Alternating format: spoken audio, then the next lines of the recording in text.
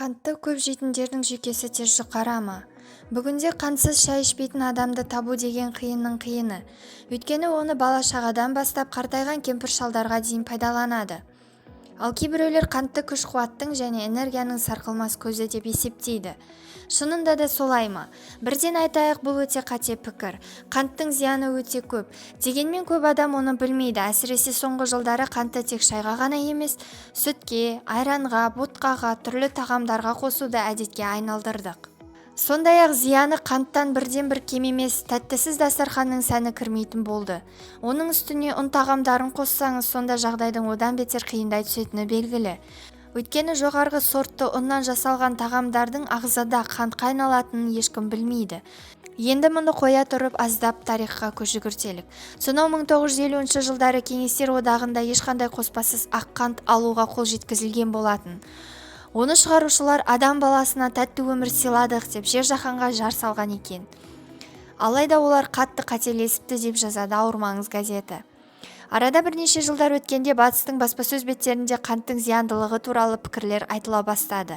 Ал профессор Джон Юткинд қант рак ауруының барлық түрінен де қатерлі және қауіпті деген екен. Содан бастап қант туралы шындықтың беті бірте-бірте айқындала түсті.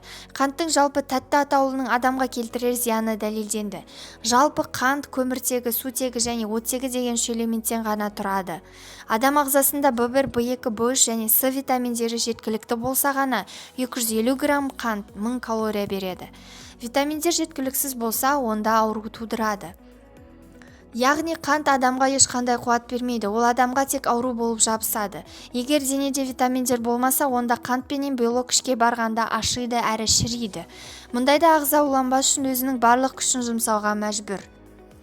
Яғни витаминдер менен микроэлементтерді жұмсау арқылы шіріп бүлініп бара жатқан іштегі қантты қорытуға мәжбүр.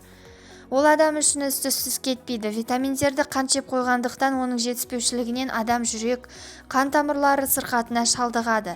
Тәттіні көп жеуден қант диабетіне шалдыққан адамның қанында холестериннің мөлшері артып кетеді.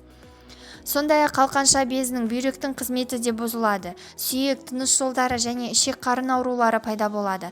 Асқазан, эндокрин бездері менен жүйелері мазалайды. Жүректің соғу ырғағы бұзылады.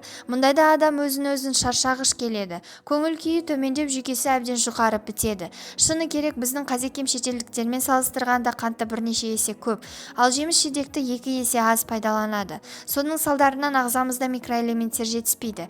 Әр шай ішкен сайын пайдаланылған қантымыз бен ішкен жеген тамағымыз бойға сіңбей майға айналады да бірте-бірте сырқатқа шалдықтырады. Бұдан шығатын қорытынды мынау.